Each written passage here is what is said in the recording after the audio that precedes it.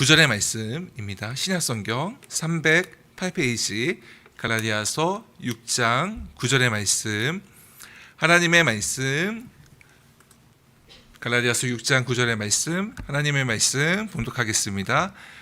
우리가 선을 행하되 낙심하지 말지니 포기하지 아니하면 때가 이름에 거두리라. 아멘.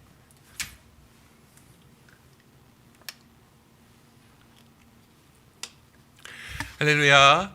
지극히 높으신 우리 주님의 이름을 찬양합니다. 삼위일체 우리 하나님의 영광이 함께하는 그런 복된 시간 되기를 축복합니다. 주님께 나아갈 때, 하나님을 바라볼 때 하나님이 주시는 은혜를 경험하고 우리 주님의 응답하심을 경험하는 복된 지금 예배 시간이 되기를 기도합니다.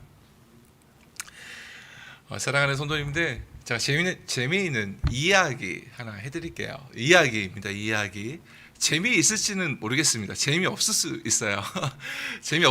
없습니다. 기대하지 마세요. 제가 지금 말을 잘못한 것 같습니다. 앞에 수식어 재미있는에서 재미는 잊어주시고 이야기를 여러분 함께 우리 함께 나누고 싶어요. 어느 날 예수님이 이 땅에 오셨습니다. 어느 날 예수님이 이 땅에 오셨어요.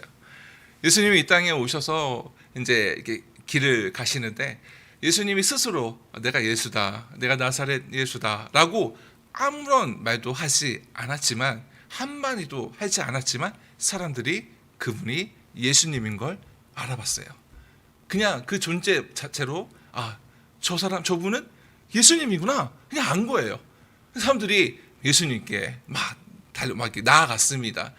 어떻게 나아갔을까요? 예수님, 배가 고파요. 예수님, 내 딸이 지금 병들어 누워 있어요. 예수님, 제가 지금 병이 들었어요. 지금 무슨 병에 들었어요. 도와주세요. 수많은 사람들이 예수님께 막 그 예수님이 가는 곳마다 우르르 따라다니면서 그렇게 병을 고쳐달라, 빵을 주십시오, 내 죽어가는데 딸을 살려주십시오, 막 그렇게 얘기를 하는 거예요. 예수님이 그래서 가서 달리다굼, 소녀야 일어나라, 그리고 아픈 자들을 고쳐주시는 거예요. 한마디도 내가 예수다라고 얘기하지 않지만 모든 사람들이 저 사람 예수다라는 걸 알고 예수님인 걸 알고 따르기 시작했습니다. 그런데 역사를 보면 스페인에 뭐가 유명했냐면, 스페인 이베리아 반도에 어떤 게 유명했냐면 음식이 유명합니다. 지금도 음식이 유명한데 그 스페인에 뭐가 유명했냐면 역사적으로 종교 재판이 유명했어요. 왜냐하면 스페인은 이슬람에 의해서 정복이 됐거든요. 이슬람 그 아라비아에 있는 중동 지방에 있는 무슬림들이 유럽 지방에 있는 이베리아 반도를 점령했습니다. 그래서 무슬림 문화가 있고 그 이슬람교를 믿다가 다시 기독교 국가가 다 재탈환했어요. 스페인에 있는 땅을. 그렇기 때문에 이 스페인에 가톨릭 종교가 아닌 이단들이 많이 있었어요. 이단들이. 그래서 이 가톨릭 교회는 이 스페인 지방에서 이단 심판을 많이 했습니다. 스페인 지방에서. 그래서 이제 이단 심판하면은 스페인 이런 게 있는데, 어느 날 그러니까 이 이단 심판의 최고경, 추기경 우리 TV에서만 볼 수 있는 정말 전체 60억 카톨릭 인구, 60억이 아니죠, 10억 카톨릭 인구 중에서 정말 몇 명만 될 수 있는 그런 위대한 추기경인데, 그 심판관, 이단을 심판하는 이단의 심판관은 어떤 권한이 있냐면 화형을 시킬 수 있어요. 너 이단이다, 너는 화형이다 하면은 화형을 시킬 수 있는 거예요. 근데 이 추기경이 이렇게 가는데 예수를 자칭하는 사람이 막 이렇게 기적을 행하고 여러 가지 일을 하니까 신성모독이잖아요. 신성모독이다, 잡아라 그랬어요. 그래서 수많은 근위병들이 가서 예수님을 잡아갔습니다. 그리고 이제 밤이 깊은 밤, 실제로 예수님이에요. 예수님은 스스로를 예수라고 얘기하지 않으셨습니다. 그래서 사람들이 예수님 알아본 거고 기적을 행하는 가운데 가톨릭 교회의 추기경이 이단이라고. 왜냐하면 우리 예수님이 다시 오실 때는 어떻게 오시죠? 영광 중에 공개적으로 오시잖아요. 정말 비밀스럽게 이렇게 길거리에 계시지 않는단 말이에요. 이단이란 말이에요. 그래서 추기경이 잡았습니다. 이단, 신성 모독자다 라고 잡았습니다. 그래서 예수님이 깜깜한 감옥에 갇혀 있는데 아주 깊은 밤, 아무도 없는 밤에 추기경이 찾아옵니다. 찾아와서 이렇게 얘기합니다. 나는 네가 예수인 거 안다, 이렇게 얘기를 해요. 나는 네가 나는 네가가 아니라 나는 당신이 예수인 걸 안다. 이렇게 얘기해요. 그리고 이렇게 얘기합니다. 왜 오셨습니까? 왜 오셨습니까? 이렇게 얘기를 합니다. 그리고 나서 예수님한테 굉장히 화를 내면서 이제 얘기를 하는 거예요. 예수님, 당신이라고 합니다. 예수님이라 안 하고, 당신 왜 오셨습니까? 우리 모든 인류의 가장 머리가 좋고 지혜로운 사람들이 모여서 예를 들면 가장 머리가 좋고 지혜로운 사람들이 모여서 오랫동안 심사숙고해가지고 정말 가장 지혜로운 수수께끼를 만들어낸다면 그건 바로 예수님 당신을 시험했던 광야의 3가지 시험일 것이다. 이렇게 얘기를 합니다. 가장 지혜로운 사람들이 정말 꼴물해가지고 토론하고 심사숙고해서 만들어낸 3가지 수수께끼가 광야에서 사탄이 마귀가 당신을 시험했던 3가지 시험일 것인데, 당신 예수님은 그 3가지 시험에서 큰 잘못을 저질렀습니다. 이렇게 얘기하는 거예요. 그 추기경이. 무슨 잘못이냐? 첫째, 대부분의 사람들은 빵을 원한다.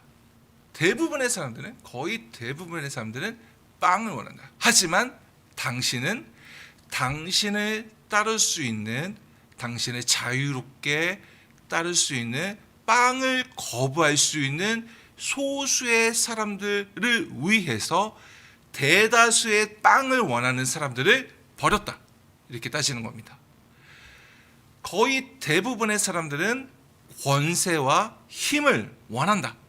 권력을 원한다. 그렇지만 예수 당신은 아주 소수의 권력을 거부하고 권력을 포기하고 당신을 따를 소수의 사람을 위해 거의 대부분의 사람들을 버렸다. 거의 대부분은 기적을 원한다. 기적을. 대부분은 눈에 보이는 기적을 원하는데, 예수 당신은 아주 소수의 당신을 따르는 기적을 거부하는 사람들을 위해서 기적을 거부했다. 여러분, 이게 뭐죠? 이 돌을 빵으로 만들어라. 권력 내게 절하면 천하 만국을 주리라. 기적 뭐죠? 네가 이 성소에서 뛰어내리면 선사들이 너의 발을 보호할 것이다. 이게 3가지 시험이잖아요. 이렇게 얘기하는 겁니다. 예수 당신을 따를 아주 소수의, 대다수의 사람들을 거부하고 당신을 따를 소수의 사람들을 위해 당신은 빵과 기적과 권력을 거부했다. 하지만 그래서 교회는 그 대다수의 사람을 구원하기 위해 빵을 줬고, 대다수의 사람을 구원하기 위해 권세를 가졌고, 권세를 주고, 권세를 보여줬고, 대다수의 사람들을 구원하기 위해 기적을 행하였다. 우리 교회는 당신을 버린, 당신이 선택한, 아주 당신을 자유로이 따를 수 있는 빵과 기적과 권세를 거부하는 사람들을 제외한 대다수의 사람들을 구원하기 위해 당신이 거부한 빵과 기적과 권세를 교회는 베풀었다. 할 말 있으면 해봐라. 이렇게 따지는 겁니다. 당신이 버린 사람을 교회가 구원하였다. 할 말 있으면 해봐라. 아주 그냥 소리를 치르는 겁니다. 그런 추기경의 모습을 예수님이 아무 말 없이 듣고 계시고, 예수님 계속 아무 말 하지 않으세요. 예수님은 말 안 하십니다. 아무 말 없이 지켜보시다가 추기경에게 입을 맞춥니다. 이렇게 그냥 그렇게 얘기한 추기경이. 그리고 나서 추기경이 입을 맞춘 추기경이 가만히 있다가 꺼지란 말이야. 다시는 돌아오지 말아라. 이렇게 얘기해요. 그래서 예수님이 감옥에서 이제 그 깊은 어둠 속으로 사라지는 이런 이야기입니다. 이 이야기가 뭐냐면요, 아시는 분들은 아실 수 있겠는데, 러시아의 문학 작가 도스토옙스키의 까르마조프가의 형제들에 나오는 이야기입니다. 그러니까 우리가 잘 아는 죄와 벌을 지은 게 이제 도스토옙스키잖아요. 근데 도스토옙스키의 이제 까라마조프가의 형제들은 제아볼도 굉장히 이제 기독교적인 그 소설인데 진짜 기독교적인 소설이에요. 죄의식이 어떻게 표현되는가, 그 죄의식이 어떻게 해방되는가. 근데 까라마조프가의 형제들은 까르마조프라는 사람의 셋째 아들 알로샤를 통해서 이제 그리스도인들의 모습을 이렇게 도스토옙스키가 이렇게 하는 건데, 까르마조프의 세 아들이 있습니다. 첫째 아들이 드미트리, 둘째 아들이 이반, 셋째 아들이 알로샤라는 이제 이 가족들의 이야기가 그 소설의 내용인데, 둘째 아들 이반이 이제 이 공부를 해가지고 인문학 공부를 해가지고 이제 무신론자가 된 거예요. 무신론자가. 그래가지고 셋째 수도사인 알로샤에게, 알로샤야 동생아, 내가 그 드라마를 하나 만들었다. 내가 그 드라마를 하나 만들었는데 내가 아무한테도 공개하지 않았는데 너한테만 이야기를 하겠다라고 해서 했던 이야기가 제가 했던 방금 그 이야기입니다. 이 드라마, 이 짧은 이 세 권, 우리나라에 세 권 있거든요. 이 정도 페이지가 이 정도 되는 이 소설에 이 짧은 한 50페이지, 60페이지 되는 이 드라마, 이 대신문간 이야기는 기독교의 정신을 이렇게 잘 표현할 수 있는 문화 작품이 있을까라는 극찬을 받는 그런 작품이에요. 우리가 잘 아는 정신의학가 프로이트는 이 대신문간 이야기를 어떻게 표현했냐면 프로이트의 극찬이에요. 이거는 그러니까 오피셜한 게 아니죠.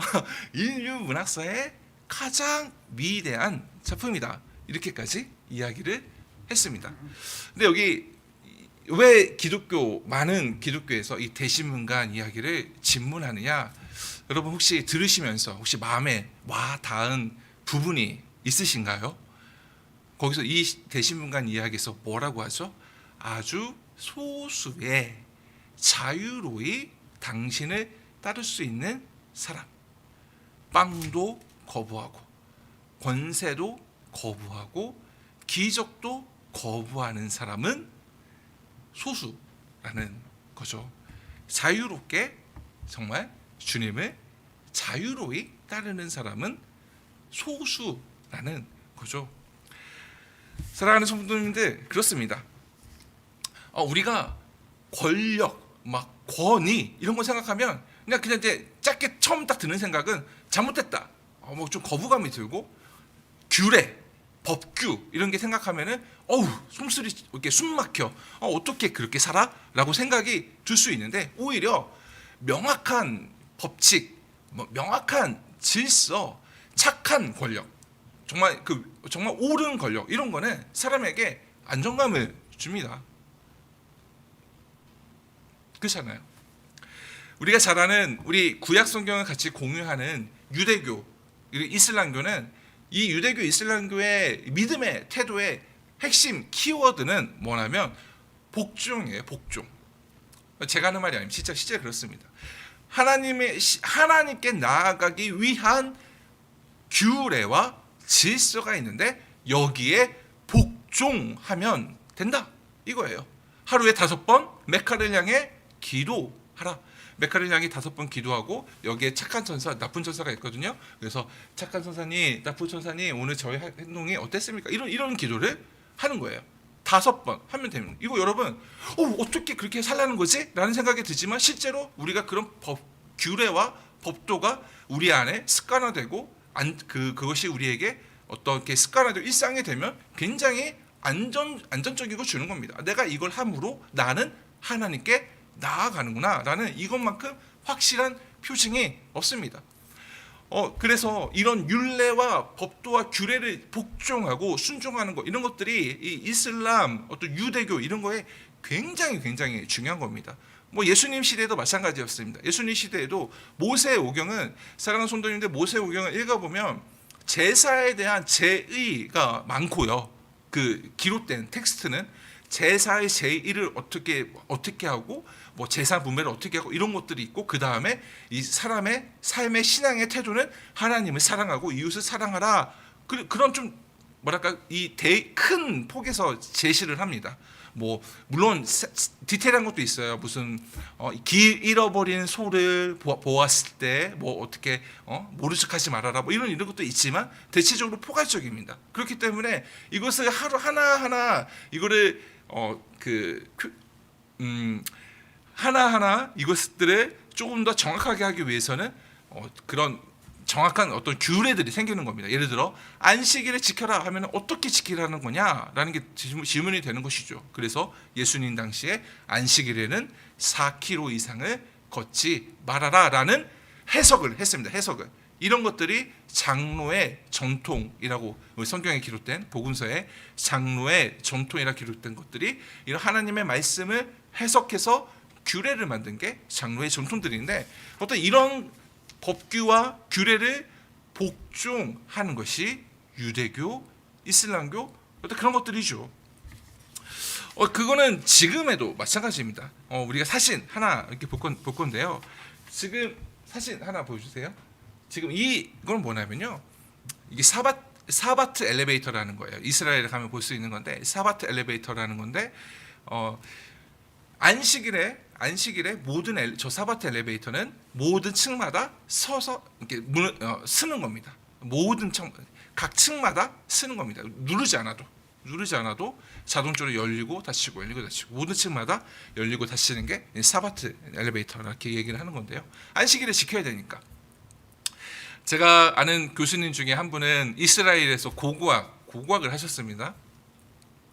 고고학을 하셨는데 이분이 자기 옆집에 유대인이 살았대요. 그런데 발굴을 하신 분이거든요. 이제 발굴을 하신 분이었는데 유대인이 살았는데 자기를 굉장히 업신여긴다고 했습니다. 이방인이라고 이렇게 되게 좀 업신여긴라기보다는 좀 이렇게 불편해하고 그렇게 했는데 어느 날 갑자기 헤이 뭐 잠깐 우리 집에 들어와봐 이렇게 얘기를 하더래요. 한 번도 그런 거 상상을 못했는데 그래서 왜 그러지? 왜 나를 초대하지 해가지고 그 사람 집에 들어갔더니 이렇게 한다고 합니다. 오늘이 안식일이기 때문에 내가 어떻게 할 수 없다. 저기 가스레인지 불 좀 꺼줘. 이렇게 얘기를 자기한테 부탁을 했다고 합니다. 그러니까 유대인에게서는 이방인들은 사실 그게 좀 그런 거거든요. 근데 그런 식으로 제가 말씀드리고 싶은 건 무엇이냐면 그런 율례, 법규 이런 것들을 복종하는 게 유대교, 이슬람교 이런 것입니다. 그런데 사랑하는 성도님들, 우리 복음으로 말미암는 우리 기독교는 전혀 그렇지 않죠. 하나님이 우리를 부르심은 자유케 하는 부르심입니다. 모든 얽매이는 것, 모든 법규와 모든 규례, 모든 율법에서 우리를 자유케 하는 게 하나님의 부르심입니다. 복음으로 말미암아 자유로운 존재가 하나님의 백성이 되심을 하나님의 백성이 되는 것을 갈라디아서를 통해 하나님은 말씀하십니다. 그리스도 안에서 자유로운 천국 백성, 모든 것에서 자유로운 존재, 바로 그것이 복음이다라고 갈라디아서에서 사도 바울이 선언하는 거죠.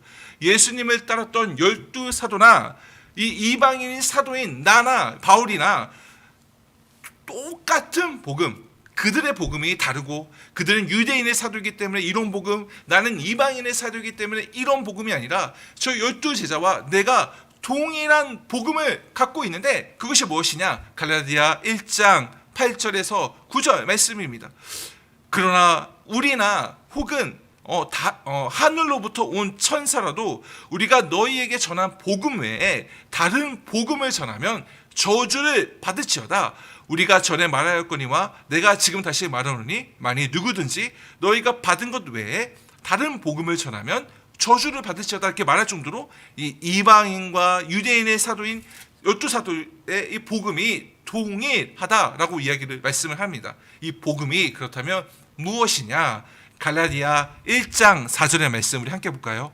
갈라디아 1장 4절의 말씀에 보면 그리스도께서 하나님 곧 우리 아버지의 뜻을 따라 이 악한 세대에서 우리를 건지려고 우리 죄를 대속하기 위하여 자기 몸을 주셨으니, 사랑하는 성도님들, 이게 복음입니다. 그리스도의 이 십자가에서 드러나는 이 삼위일체 우리 하나님의 사랑이 바로 복음이죠. 우리를 죄에서 대속하기 위해 자기 아들의 몸으로 이 십자가에서 보이신 하나님의 사랑이 바로 복음. 이 복음에는 다른 복음이 없는 바로 그 복음입니다. 그래서 갈라디아서 2장에서 이 사도 바울이 내가 이 복음을 위해 이방인에게 이 복음을 전하기 위해 어머니의 태로부터 내가 하나님께 택정함을 받았다, 뭐 이런 얘기를 하는 것입니다. 그래서 우리 같이 볼까요? 갈라디아 2장 16절의 말씀을 보면요, 갈라디아 2장 16절 말씀에 사람이 의롭게 되는 것은 율법의 행위로 말미암이 아니요 오직 예수 그리스도를 믿음으로 말미암은 줄 알므로 우리도 그리스도 예수를 믿나니 이는 우리가 율법의 행위로서가 아니고 그리스도를 믿음으로써 의롭다 함을 얻으려 함이라. 율법의 행위로서 의롭다 함을 얻을 육체가 없느니라 라고 이 복음에 대해 다시 한번 이 사도 바울이 갈라디아서 통해 말씀을 전합니다. 사랑하는 성도님들, 그렇습니다. 그래서 모든 것에 율법과 모든 법례와 모든 규례에서 우리를 자유케 하는 것이 복음이다라는 것이 사도 바울의 선언이기 때문에 이 갈라디아서의 별명은 자유의 복음서입니다. 자유의 복음서.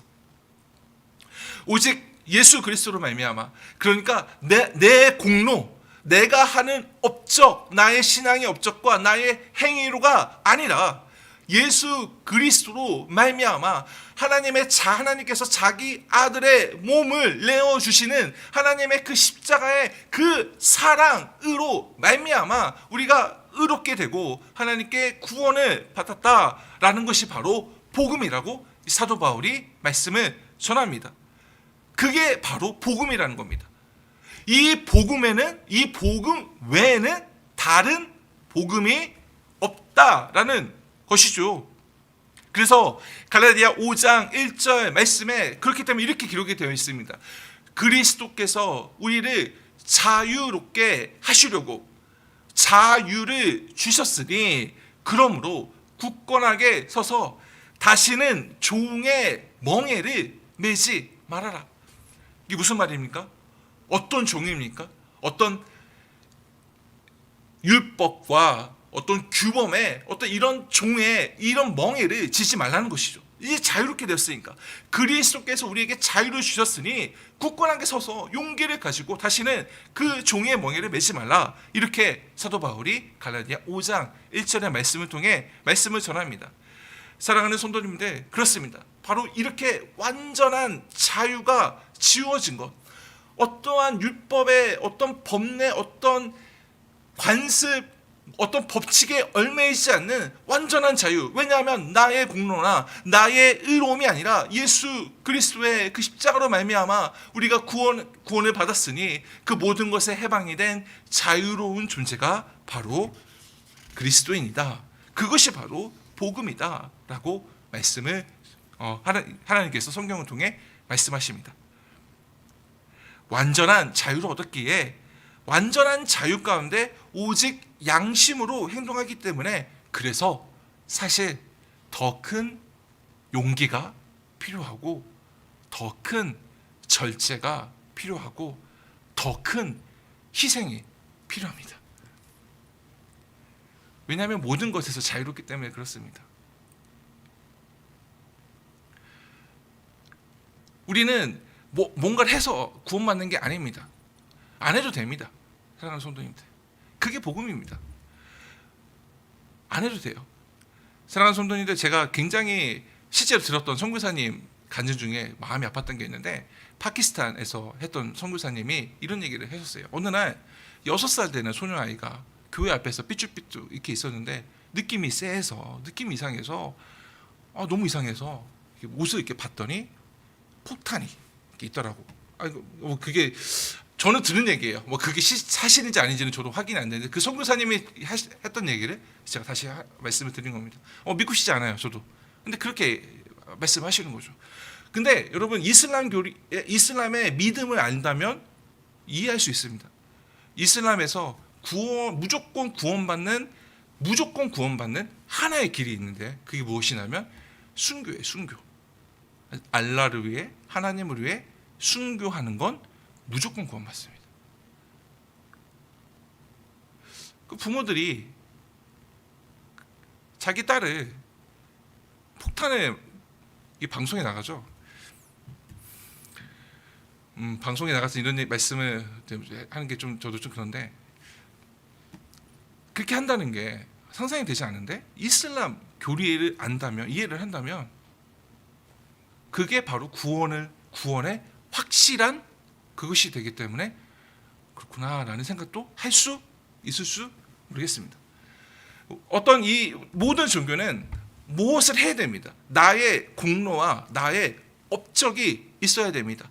내가 어떤 수준의 어떤 하나님이, 신이 만족할 만한, 구원에 합당할 만한 나의 업적과 나의 행위와 나의 그런 것들이 있어야지만 구원을 받을 수 있습니다. 하지만 사도 바울이 전하는 말씀하는 이 복음이란 그런 게 아닌 겁니다. 나의 행위, 나의 업적이 아니라 오직 하나님의 아들 예수 그리스도 그 십자가의 보혈로 말미암아, 그 하나님의, 예수님의, 하나님의 아들의 업적으로 말미암아, 그 의로움으로 말미암아 우리를 구원하였노라라고 말씀하는 겁니다. 그렇기 때문에 사실은 어쩌면 이것이 우리에게 더 큰 도전으로 다가올 수 있는 것입니다. 왜냐하면 여러분, 우리는 이 구원의 문은 너무나 넓습니다. 사도행전에 보면 누구든지 주 예수를 믿으라, 그리하면 너와 내 집이 구원을 받으리라. 누구든지 오라, 누구든지 와서 예수 그리스도를 믿고 구원을 받으라. 이것이 바로 우리 복음 전도, 이 사도행전에서 이 초대교회가 사도들이 했던 복음의 전도입니다. 이 구원의 문은, 예수 그리스도를 말미암는 구원의 문은 넓습니다. 그러나 그 안에서 하나님이 기뻐하고 하나님이 원하시는 신앙의 삶을 사는 건 생각보다 그래서 더 어렵습니다. 왜냐하면 어떠한 강제도, 어떠한 강제, 어떠한 법제, 규례들이 없이 자유로이 신앙생활 할 수 있기 때문에 그렇습니다. 이 완전한 자유 속에 내가 하나님의 뜻을 따라 내가 아닌 하나님을 사랑하고 내가 아닌 나의 이웃을 사랑한다는 건 더 큰 희생을, 더 큰 용기를, 더 큰 결단이 필요한 아주 큰 사건이 되는 것입니다. 사랑하는 성도님들, 사도 바울이 그렇기 때문에 사도 바울이 갈라디아서 5장 13절에서 14절 말씀에 이렇게 말씀하는 겁니다. 우리 함께 성경을 볼까요? 갈라디아 5장 13절 14절 말씀에, 형제들아 너희가 자유를 위하여 부르심을 입었으나 그러나 그 자유로 육체의 기회를 삼지 말고 오직 사랑으로 서로 종노릇하라. 온 율법은 내 이웃 사랑하기를 내 자신같이 하라 하신 한 말씀에서 이루어졌나니 라고 말씀하는 겁니다. 시간 관계상 제가 말씀을 마무리하려고 합니다. 고린도 교회에서 큰 갈등과 싸움이 벌어졌습니다. 그것이 무엇이냐면, 큰 갈등과 싸움이 벌어졌는데 그것이 무엇이냐면 고기를 먹는 문제였습니다. 고기. 그게 왜 싸움거리지? 라고 생각이 들 수 있는데, 그 고린도는 이제 그리스 지역에 속한 어떤 그런 도시인데, 그 고린도에서 시장, 정육 고기를 구할 수 있는 건 시장이고요. 현대사회가 아니잖아요. 시장이고, 시장에 나오는 모든 고기는 이 그리스 신들에게 제사를 지낸 후에 나머지 부산물들이 시장에 나오는 거고요. 그 시장에 나온 것들을 사람들이 사서 먹는 겁니다. 어떤 고린도 교회 어떤 성도들이 이렇게 얘기하는 거예요. 이거는 우상에게 바친 고기다. 그렇기 때문에 먹으면 안 된다. 이런 얘기를 했습니다. 어떤 성도는 야 무슨 소리냐? 하나님 외에 다른 신이 어디 있느냐? 헛된, 존재하지 않는 이 이방신에게 드린 이 우상에게 드린 고기인데 뭔 상관이냐? 자유롭게 먹어라. 우리가 복음으로 말미암아 모든 얽매인 것에서 해방되고 자유롭게 되었는데 왜 그런 쓸데없는 것에 왜 그렇게 연연하느냐라고 싸웠습니다.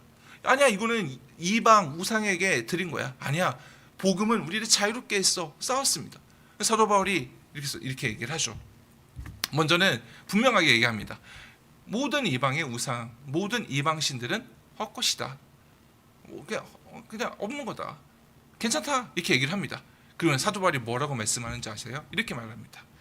그러나 너의 그 믿음의 많음으로, 너의 그 믿음의 자유로 다른 형제가 시험에 들면 그게 무슨 어떤 일이 되는 거냐.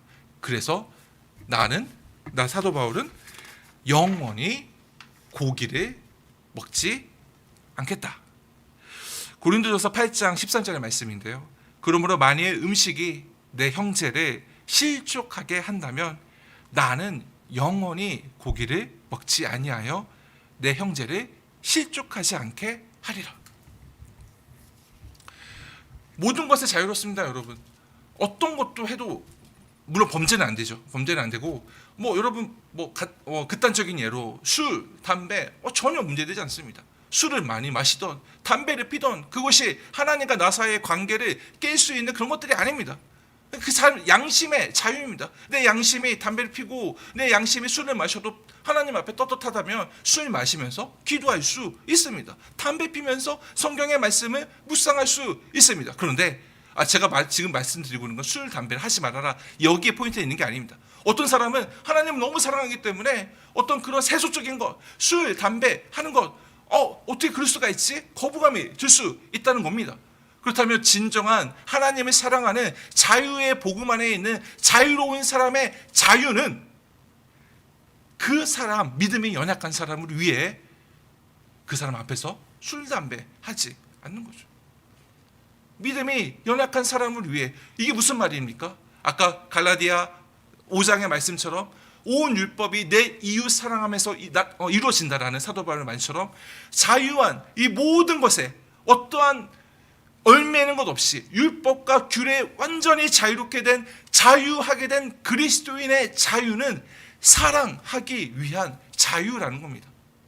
내 마음대로 방종하고 내 마음대로 살아가는 그 자유가 아니라 오히려 책임 가운데 스스로 자원하여 그 무엇도 나를 규제하고 지시하고 책임을 부여하지 않지만 오직 하나님을 사랑하기 때문에, 하나님을 믿기 때문에 그 사랑에 내가 본받아 나도 하나님을 사랑하고자 하는 열망으로 말미암아 스스로를 제한하고 스스로를 헌신하고 스스로 절제하는 자유를 얻을 수 있는 것입니다. 그것이 바로 그리스도의 복음으로 말미암아 자유롭게 된 사람들의 자유입니다. 사랑하는 성도님들, 제가 설교 초반에 대신문간 이야기를 했습니다. 어쩌면 이런 삶을 사는 사람들 소수일 수 있습니다. 구원은 예수 그리스도로 말미암아 십자가의 복음으로 모든 믿는 자에게 주신 하나님의 은총입니다. 그러나 그 가운데 나는 하나님의 뜻대로 살아가는가? 내가 하나님을 사랑함으로 하나님을 이용하는 게 아니라, 내가 구원받기 위해 하나님을 믿어야지가 아니라, 내가 복을 받기 위해 하나님을 섬겨야지가 아니라 하나님을 사랑하기 때문에, 하나님 너무너무 내가 사랑하기 때문에 그 하나님 자체가 목적이 되므로 자유롭게 하나님을 따르는 그런 성도들은 어쩌면 많지는 않을 수 있습니다. 사랑하는 성도님들, 하나님은 살아계십니다. 하나님은 사랑이십니다. 우리가 바로 그 소수의 복음으로 말미암아 자유롭게 된 사람으로서 자유롭게 하나님을 사랑하고 이웃을 사랑하는 그런 삶을 살기를 축복합니다. 바로 그렇게 하나님을 사랑하고 하나님의 성품을 본받아 나의 이웃을 그리고 내 원수까지 사랑할 수 있는 그런 하나님의 백성이 되는 우리 드림의 교회 성도님들이 되기를 주님의 이름으로 축복합니다. 살아계신 하나님, 우리에게 복음으로 말미암아 자유를 주셨사오니 하나님, 우리가 그 자유로 사랑할 수 있는 자유를 행할 수 있도록 은혜를 베풀어 주시옵소서. 우리가 그 자유로 하나님께 순종할 수 있는 자유를 행할 수 있도록 은혜를 베풀어 주시옵소서. 주님을 본받아 사랑하는 삶을 살 수 있도록 하나님 은혜를 베풀어 주시고, 하나님을 더 사랑하는 가운데 오직 주님으로 말미암아 그 은혜 가운데 하나님과 더 친밀한 교제로 나아갈 수 있도록 우리를 축복하여 주시옵소서. 예수님의 이름으로 기도드립니다.